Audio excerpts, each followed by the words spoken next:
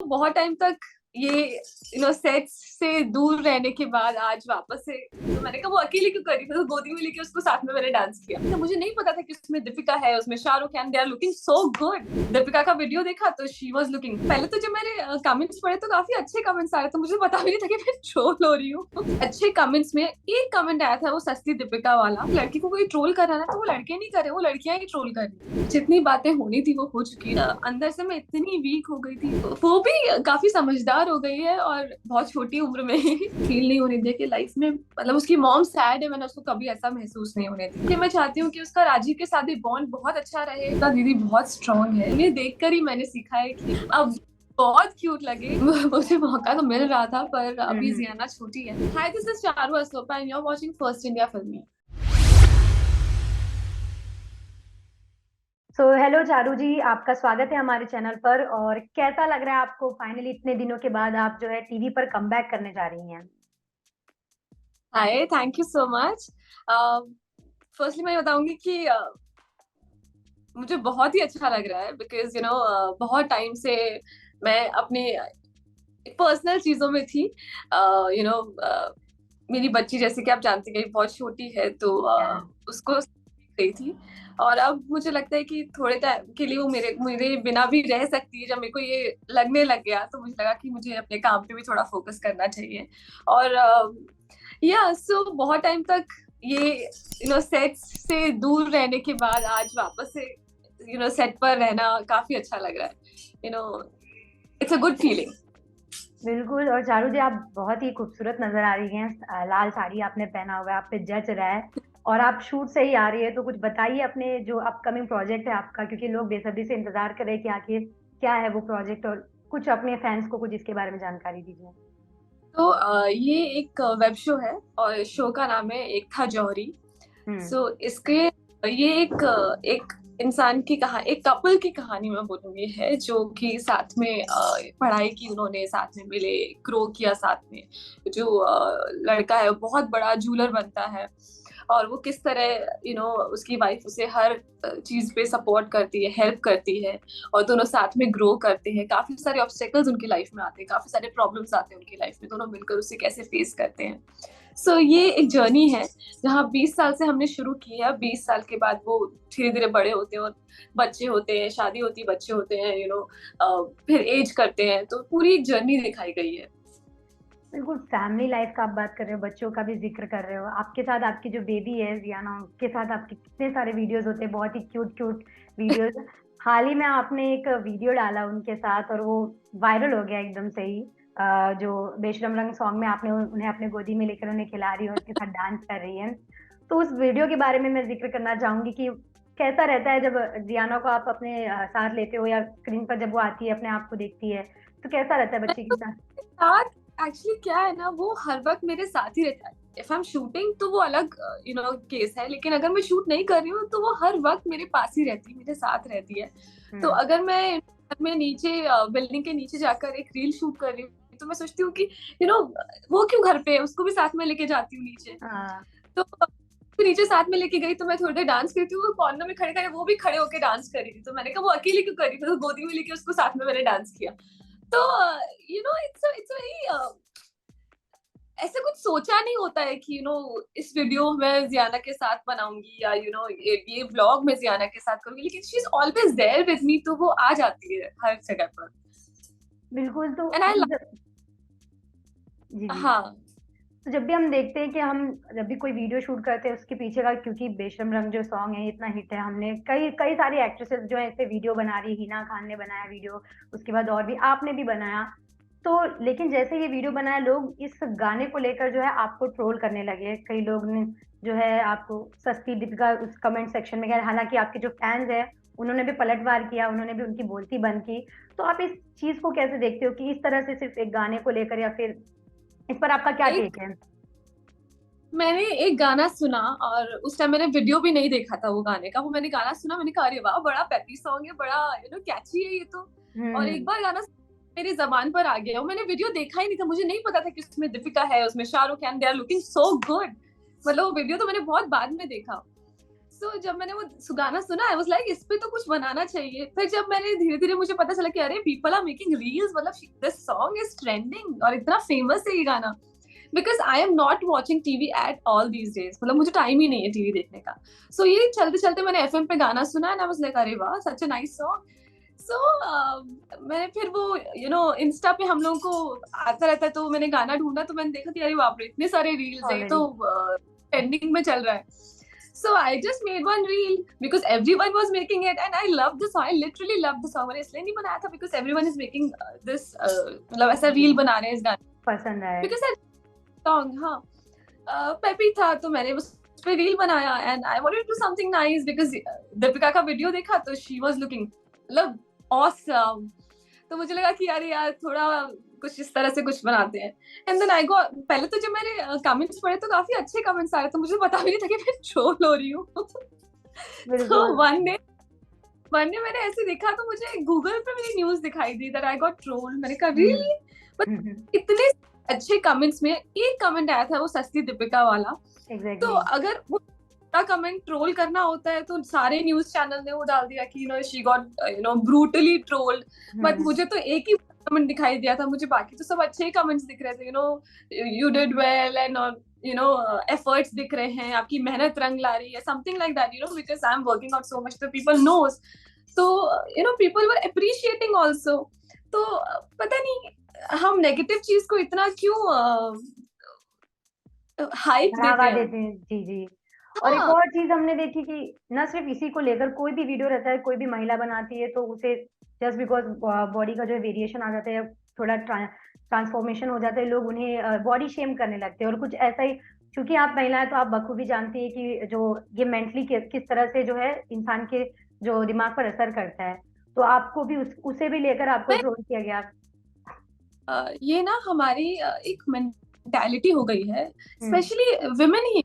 मैं जो बोलूंगी कि अगर एक लड़की को कोई ट्रोल कर रहा है ना तो वो लड़के नहीं कर रहे, वो लड़कियां ही ट्रोल कर रही है। सो मैं बोल रही थी कि हाँ, सो जो ट्रोल कर रही है वो लड़कियां ही हैं, और वो लड़कियां जो खुद माँ बन चुकी हैं।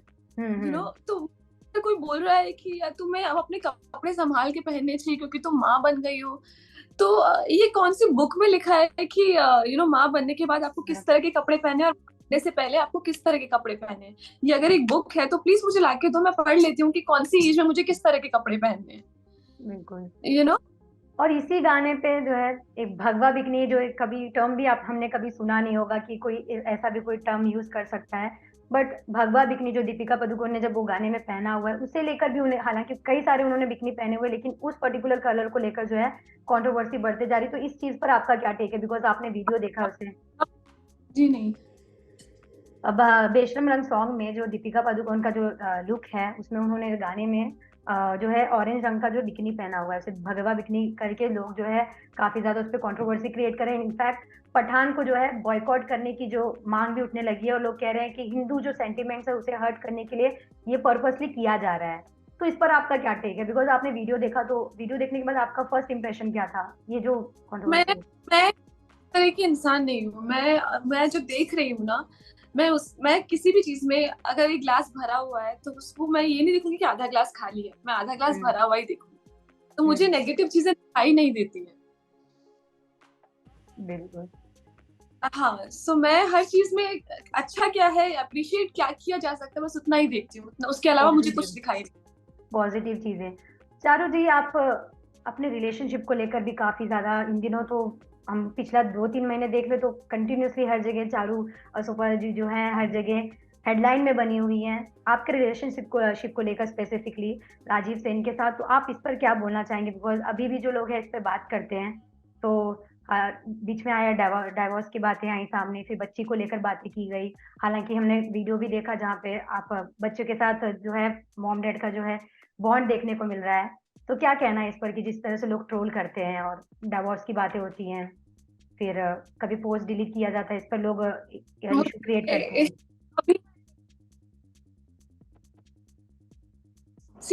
जितनी बातें होनी थी वो हो चुकी है, जो मुझे बोलना था मैं बोल चुकी हूँ, और जो बातें बोली गई हैं उन पे अब मैं बोलना जरूरी नहीं समझती, बिकॉज हर चीज पर रिएक्शन जरूरी नहीं है मेरे हिसाब से। सो या दैट्स इट। तो फिर आप इन जो क्रिटिसिज्म है जो इस पे आप कैसे मतलब इसे हैंडल करते हो? बिकॉज एट द एंड हमें मेंटली जो है मेंटली हम जो है फ्रस्ट्रेट हो जाते हैं, तो आप उसे कैसे मैनेज करते हो फिर आगे मूव ऑन?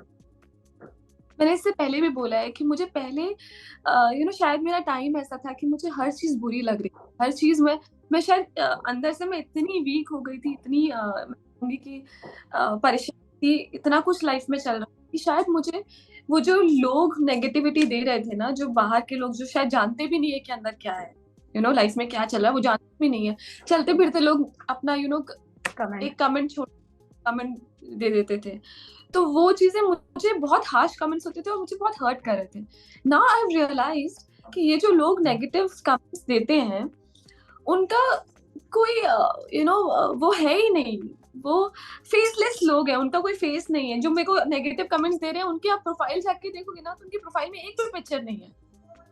तो वो खुद ही आइडेंटिटी छुपा रहे हैं। इसका मतलब वो जिस इंसान को अपनी आइडेंटिटी छुपानी पड़ती है, इसका मतलब वो कुछ गलत कर रहा है।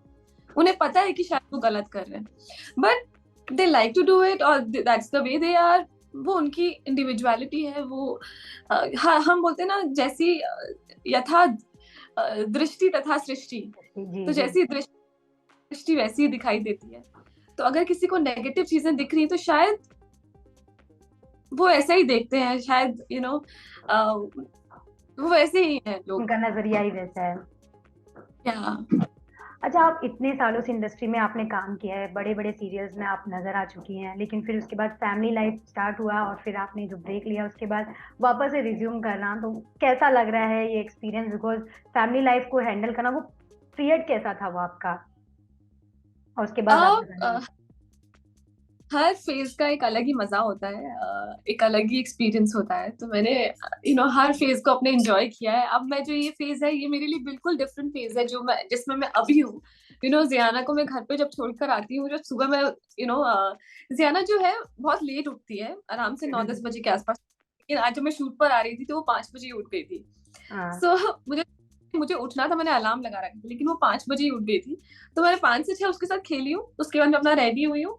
वो तब तक उठी हुई थी। जब मैं हम्म। घर से निकली हूँ बाद वो जाकर सोई है। तो अभी ना आई थिंक वो भी काफी समझदार हो गई है, और बहुत छोटी उम्र में ही बहुत समझदार हो गई है। तो अ, बड़े अच्छे से उसने मुझे हग किया, उसने मुझे किस किया। मैं उसको बाय बाय बोल के शूट के लिए निकली हूँ।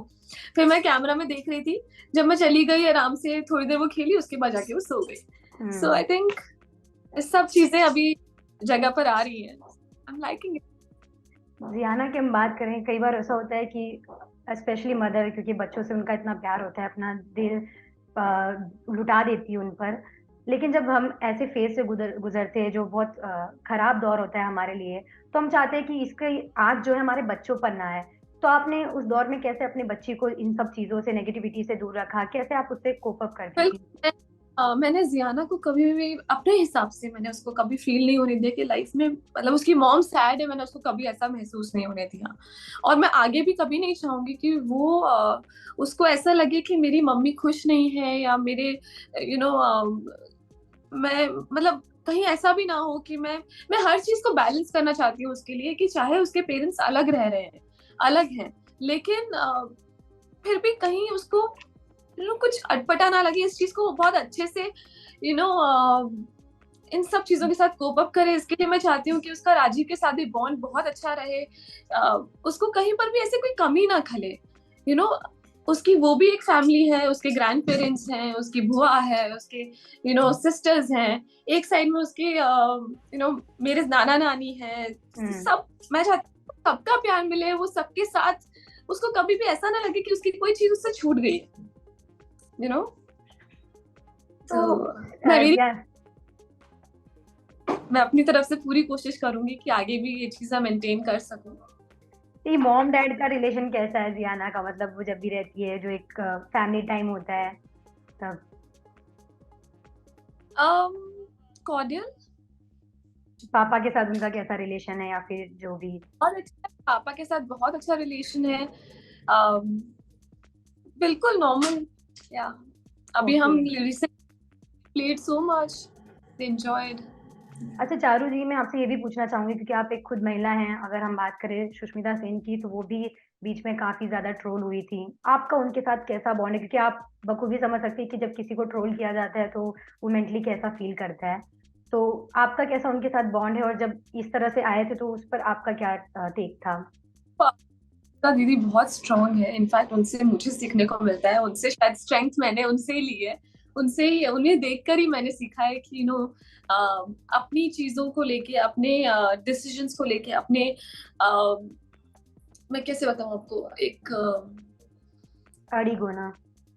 हाँ, अपनी चीजों को लेके उस पर खड़े रहना, उस पर स्टैंड। यू नो हाँ, क्या होता है, और ऑनेस्टी के साथ अपनी बात को रखना क्या होता है, मैंने उनसे ही सीखा है। बेसिकली आप उनसे कहीं न कहीं इंस्पिरेशन लेती हैं। बिल्कुल। अगर हम बात करें टीवी, जैसा कि आपने खुद कहा कि आपको वैसे तो टाइम ही नहीं मिल पा रहा है, बच्चों को सँभाल रहे हो, फिर बाकी चीज़ें भी और अब शूट भी स्टार्ट हो गया है। इन सब के बीच आप बिग बॉस को कितना फ़ॉलो कर रहे हो? बिल्कुल भी नहीं, मैं अभी पिछले दिनों में मैंने एक इंटरव्यू में मैंने बोला था मैं बिग बॉस को बिल्कुल भी फॉलो नहीं करी, बस खाली इंस्टाग्राम में वो जो रील्स। ट्रैवलिंग, वो जब स्क्रॉल करते हुए कुछ रील्स या कुछ क्लिप्स देखने को मिल जाते हैं, तो बस वही है, बाकी I am not following big boss at all. आपका कोई दोस्त है वहाँ या कोई करीबी घर में इस बार? इस बार कोई भी नहीं है। तो जब रील में आपने देखा किसका आपको भी रील उसका दिखा या फिर अब्दू? अब बहुत क्यूट लगे, इनफैक्ट सबको ही इस बार वो बहुत क्यूट लग रहे हैं, he is actually very cute. But अभी आपको जानकारी के बता दूं कि क्योंकि आप देख नहीं रहे हो तो अब्दू फिलहाल कुछ प्रोजेक्ट के चलते उनके पास अपॉर्चुनिटी आई थी तो वो अब घर से बाहर है। आगे आने वाले दिनों में आ सकते रियली? हैं या सो आपके अगर फेवरेट कंटेस्टेंट की बात करें, बहुत सारी चीजें हो रही है वहां पर। शालीन टीना जो है वहां पे उनकी लव स्टोरी के एंगल बन रहे हैं, कोई कह रहा है फेक है, कोई कह रहा है रियल है, तो बहुत सारी चीजें हो रही है। तो अगर हम देखेंगे, अगर बिग बॉस के घर में रहने की बात अगर करें तो वहां पर कई सारी चीजें जो होती हैं, इमोशन ब्रेकडाउन होता है, इमोशनल इंसान। आपको कभी मौका मिला तो आप जाओगे वहां पे? मुझे मौका तो मिल रहा था, पर अभी हम्म। जियाना छोटी है, पर कभी मौका मिलेगा तो आई थिंक एक्सपीरियंस ही होगा। थोड़ा डिफिकल्ट एक्सपीरियंस होगा, पर आई डोंट नो, पता नहीं कभी उस टाइम पे कैसा माइंडसेट होगा। Okay okay. Like I am the other one who like comes to you, मतलब मैं पहले से प्रेडिक्ट नहीं कर सकती हूँ कुछ भी, और इस उस टाइम बार आएगा तब। हाँ हाँ, इस बार के सीजन को देखकर ये भी बोल रहे हैं लोग कि मतलब आपने पहले कभी बिग बॉस फॉलो किया है अगर? हाँ, कुछ कभी कभी किया है। तो इस बार का लोग कह रहे हैं कि जो बिग बॉस है, लोग क्योंकि ये चर्चा में इसलिए नहीं आ रहा है, लाइमलाइट में इसलिए नहीं आ रहा है बिकॉज इस बार का जो बिग बॉस है वो काफी बोरिंग है। तो आपको क्या लगता है कि मतलब क्योंकि कहीं जिक्र नहीं हो पाता इतना? ही नहीं रही हूँ, आई हैव नो क्लू, मतलब मैं इस बार सच में बिल्कुल भी देख नहीं पा रही, मुझे टाइम ही नहीं मिल रहा है, otherwise I like to watch Bigg Boss, अच्छा टाइम पास होता है एक घंटा। Okay lovely. लास्टली आप क्या बोलना चाहोगे अपने फैंस को जो इंतजार कर रहे हैं आपके प्रोजेक्ट का और फाइनली आप तो एक पर्दे पर देखेंगे? ये जो शो है, ये बिल्कुल भी कोई यूजुअल शो जैसा नहीं है, this is something really nice and different.